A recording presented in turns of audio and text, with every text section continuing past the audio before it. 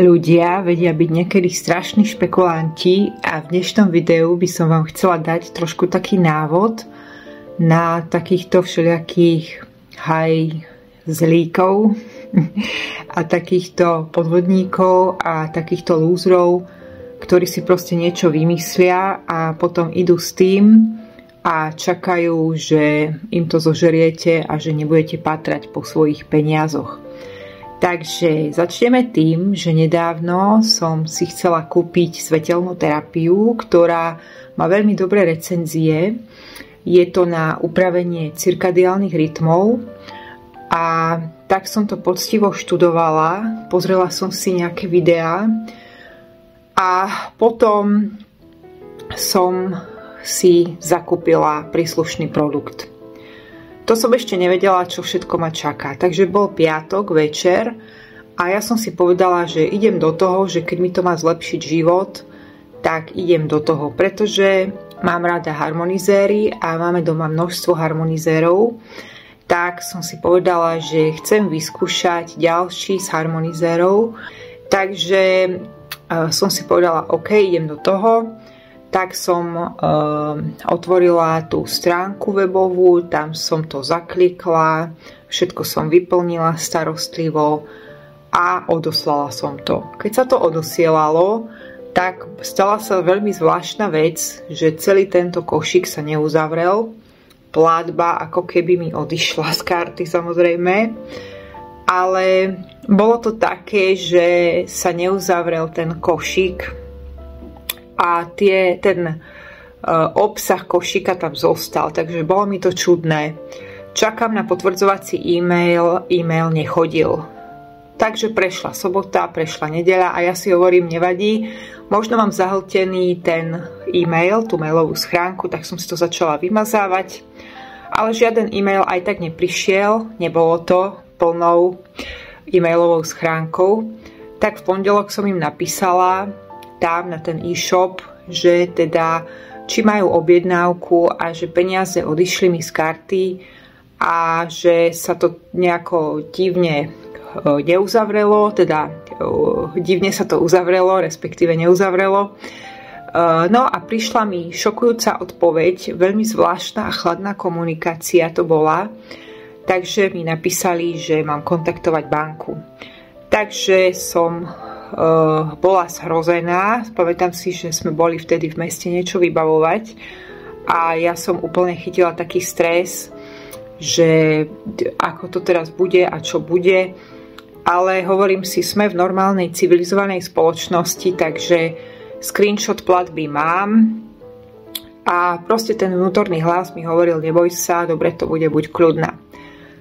Tak oni mi stále tvrdili, kontaktujte banku, ja som im poslala potom screenshot platby, oni stále, že kontaktujte banku, tak som bola v banke, tam sme podali reklamáciu a ten chlapík, ktorý to vlastne riešil v banke, tak veľmi tak sa čudne na mňa pozeral a videla som, že tak dvíha trošku obočie, že svetelná terapia a to na čo slúži.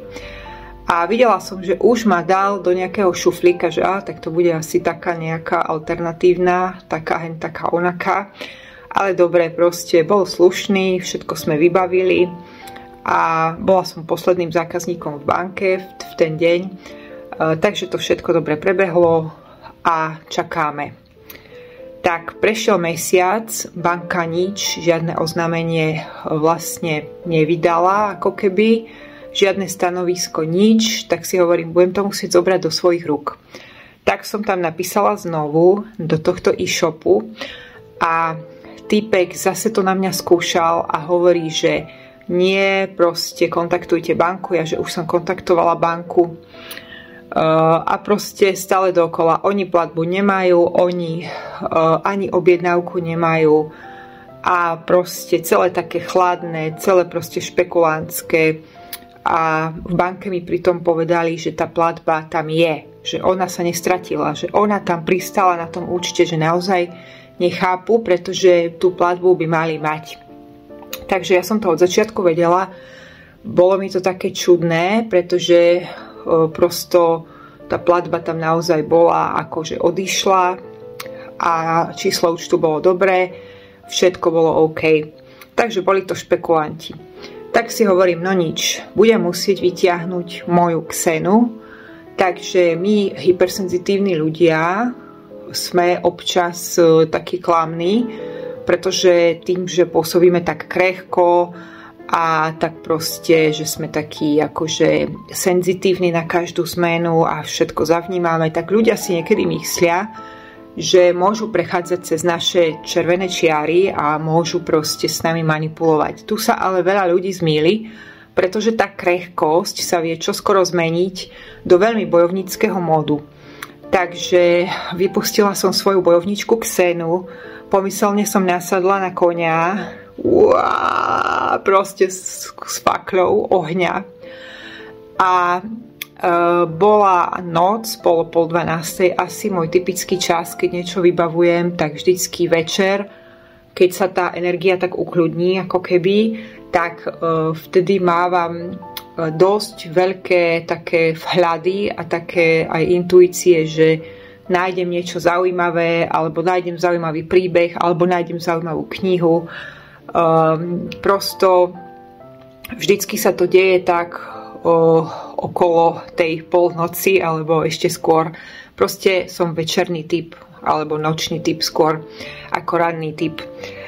No a takže ja som si povedala, dobre, teraz už zostáva jediné a napísala som im takýto e-mail, ktorý už písala tá bojovnička Xena, takže napísala som im, že je to celé zlé a proste, že takáto komunikácia sa deje, že banka už robí svoje procesy a potrebné kroky a jednoducho, keby im išlo o nového zákazníka, tak by sa takto nesprávali k niekomu. A ďalšia vec, že majú neprehľadnú internetovú stránku, že proste neprehľadný web majú a že už to ma malo ubezpečiť, že to nebude dobré si to odtiaľto objednávať, že som dostala vlastne všetky také synchronicity, že to nemám robiť. A mizol mi aj košík, keď som to vlastne chcela odkliknúť pár minút predtým. Takže banka už robí potrebné kroky a napísala som tam PS, pokiaľ sa peniaze nevrátia, tak verím tomu, že vesmír si to vyrovná po svojom a vesmírne zákony fungujú. V mojom živote sa vždy všetko vyrovnalo a nepochybujem, že vesmír si to vyrovná po svojom. Takže ráno som vstala a 7:07, zaujímavé, že 7:07, bol poslaný e-mail z adresy tohto e-shopu, ktorý už písal iný človek a zrazu proste peniaze tam boli, všetko sa dalo, všetko bolo možné. Áno, už sme zistili zrazu, že peniaze tam sú a že vlastne aj môžeme vám poslať ten produkt alebo môžeme vám vrátiť peniaze. Tak ja som sa pousmiala a hovorím si ráno, že aha, hajzlici, tak vy takto proste ani banka na vás nemá dosah, ani nejaké takéto inštitúcie, ale proste toto na nich zabralo. Takže očividne sa zľakli títo ľudia a hneď na druhý deň som vlastne mala tie peniaze naspäť. Takže chcem vám povedať v tomto videu, že niekedy neurobíme nič s takými administratívnymi vecami a sťažnosťami a reklamáciami a neviem čím. A pritom toto bolo akože cez banku riešené. Ale urobíme skôr, tá intuícia mi to takto povedala, že dobre, napíš im to teraz, už na nič sa nebudeme hrať, už im napíš tak, ako to je. Takže ja som vlastne to takto poslala s týmto nábojom Xeny a ešte som to chcela trošku zmäkčovať, čo sa týka angličtiny a tak, aby to nepôsobilo tak drsne, ale potom som si povedala, nie, toto musí už pôsobiť drsne, tu už na nič sa nehráme, tak som to odklikla a ráno prišla veľmi pozitívna správa, že teda všetko je možné. Tak som im napísala, že nie, ja už nechcem od vás tento produkt, úplne mi to stačilo a proste ani ste sa mi neospravedlnili, ale dobre, proste vráťte mi naspäť peniaze. Takže oni potom nútené napísali, že prepáčte a proste tie keci, ale nebolo to také ich prepáčte, ktoré by vychádzalo zvnútra, bolo jasné, že to je všetko len také nahrané.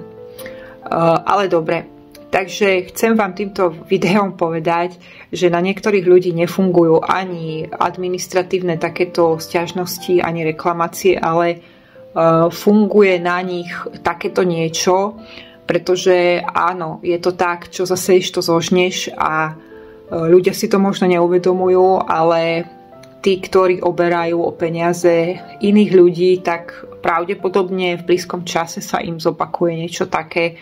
Ten vesmír to naozaj vždycky v mojom živote vyrovnal. Aj keď som odchádzala zo školstva, tak boli ľudia, ktorí sa mi naozaj ospravedlnili, pretože sa tam udiali strašne veci také, ktoré boli nefér. Ale ja som to presne vedela a ja nikdy neodchádzam s kríkom. Vždycky idem len svojou cestou a prosto zmiznem. A vlastne v tom je tá sila, pretože vy nepotrebujete kričať. Vy viete, že ste všetko urobili správne a že jednoducho to nebolo efektívne. Takže takto. Na druhej strane nie vždycky to zaberá, pretože raz kedysi dávno, keď som ešte nerobila tieto terapie, konzultácie, poradenstva a astrológie a všetko možné to, čo robím, tak som kontaktovala jednu ženu, ktorá údajne videla aury a táto žena proste sme sa dohodli, že budeme mať spolu telefonický rozhovor. Takže ja som jej zavolala v danom čase, ona ešte k tomu bola po operácii a nemala na mňa čas a potom mi napísala nejak úplne nepredvídateľne, že teraz môžem. Bola to veľmi taká neuspôsobená, čo sa týka času, tak som si dala dobre, tak teraz ona môže, no tak poďme na to. Ozvala sa jedna hnusná, konfliktná pani, ktorá zo mňa také informácie proste ťahala a ešte vlastne ma aj dodrbala, že prosto o tých veciach, čo sme sa rozprávali, tak ona hovorí, ja to tam nevidím, aby ste boli ešte na takejto ceste a ešte vy nemáte takú intuíciu rozvinutú a proste začala tam vyťahovať nejaké konkrétne vzťahy, pritom ja som vzťahy riešiť nechcela. Začala sa pýtať na nejaké mená proste bývalého partnera a ja si hovorím, čo to má znamenať, čo toto je. Začala byť drzá, začala proste od začiatku mi tykala, proste absolútne drzá beštia, takže sa to skončilo tak, že ja som jej zložila. Ona potom napísala, že ach, to ego, ale v skutočnosti to ego mala ona, pretože takto sa nespráva k ľuďom. Ja si pamätám, že vtedy, v tom čase, som mala veľké problémy s uchom a nevedela som si rady, pretože bolo obdobie, aké bolo. Bol to ten rok 2021, nešťastný a prosto k lekárovi bolo veľmi ťažké sa v tom čase dostať. Hlavne teda, ak ste nesplňali, viete, tie všelijaké veci, ktoré sa tam požadovali v tom čase. Takže ja som nejak tak dostala kontakt od niekoho, že joj, super, ona mi pomohla, zavolá jej. Ale bola to proste beštia. Bola to beštia, ktorá vôbec nebola ani milá, ani vľúdna, ani súcitná. Bola drzá, bola konfliktná, bola bola to veľmi nepríjemná osoba, ktorá ešte ma ako keby mala tendenciu schodiť dole. No a takže ja som jej potom napísala, že ja chcem naspäť peniaze, že prosto konzultácia neprebehla a že ona sa nevie správať k zákazníkom A ona, že môžem jej zavolať, ja, že nechcem jej zavolať, nechcem využiť jej služby. A napísala som jej, tie peniaze vám nepatria. Takže počúvajte, keby mne toto niekto napísal, automaticky pošlem mu naspäť hoď aj 10 eur. Prosto nechcela by som takéto peniaze s takouto energiou, pretože peniaze sú energia a podľa toho, s akým zámerom to dávame tomu človeku, tak to má tiež veľký význam. Takže ja by som určite takéto peniaze nechcela a keby takto niekto, teda nestalo sa mi to ešte, že by takto niekto chcel naspäť peniaze, ale keby sme si aj takto, že nesadli s niekým a konzultácia neprebehne, tak automaticky tomu človeku vrátim peniaze, však nie som debil proste. Viem, že čo zaseješ, to zožneš a okrem toho ja dosť veľa vecí vyciťujem, takže musím neustále proste si dávať naozaj na to pozor, aby to všetko bolo v rovnováhe, áno. Takže ona tie peniaze mi nevrátila, to chcem povedať. 50 eur proste v prdeli. A zaujímavé je, že človek, ktorý robí takéto spirituálne veci, a by ste povedali, že človek, ktorý je veľmi duchovný a podľa tej mojej známej ona bola super na veľmi dobrej úrovni, pre mňa proste nebola, hlavne nesplňala kritérium človek, pretože takto bez rešpektu to nemá prebiehať. Takže niekedy to zaberá a niekedy to nezaberá. Ale ja som jej potom napísala, že proste je to na nej a že vesmír si to vyrovná. Ona mi potom napísala, už mi nepíšte, blokujem vás. Proste tie peniaze sa mi nedostali naspäť, ale ja som si istá, že vždycky to vesmír aj tak vyrovná svojím spôsobom a keď nie hneď, tak prosto po určitom čase. V mojom živote to vždycky tak bolo a po určitom čase vždy som videla, že OK, nič nemusím ja vyrovnávať, proste ideš ďalej, rozvíjaš sa, pracuješ na sebe, nemusíš nikomu nič vysvetľovať a potom keď sa obzrieš naspäť, tak to uvidíš, proste to uvidíš. Takže dnes takáto inšpirácia tohto príbehu. Ešte je zaujímavé, že vlastne tá Austrália, tak Austrália je narodená vlastne v kríze a keď si zoberieme roky 2020-2021, tak vieme, aké sa tam diali veci v Austrálii, že to tam nebolo vôbec ľahké, pretože kríza znamená aj kontrolu a veľkú v tieni je to manipulácia. Krysy vedia dobre celkom manipulovať.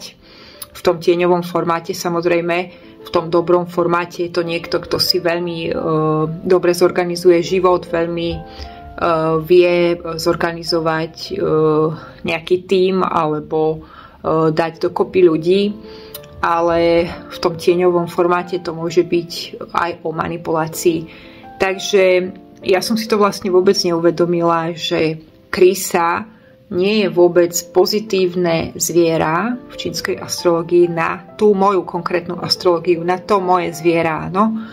Takže aj krajiny majú svoju astrológiu a môžeme to potom porovnávať vlastne s tým rokom, v ktorom sme sa narodili.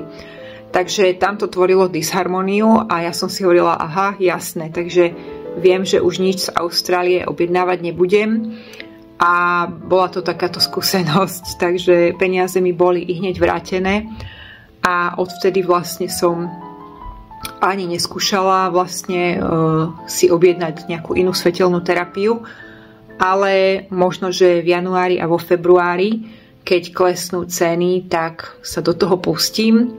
Nie, že by som mala problémy so spánkom, to určite nie.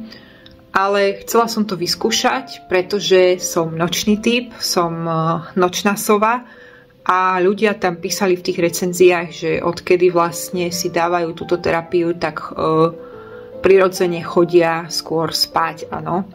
Takže chcela som vlastne zistiť, že či to má takéto účinky. Možno v budúcnosti sa k tomu vrátim ešte a uvidíte to vlastne aj na tomto kanáli. Takže takáto skúsenosť dnes. ja vás pozdravujem a je to taká inšpirácia možno aj pre vás, keď sa vám takéto niečo stane, že niekedy na ľudí nefungujú administratívne veci, ale skôr funguje na nich tá človečina a niečo takéto. Bye, bye, bye.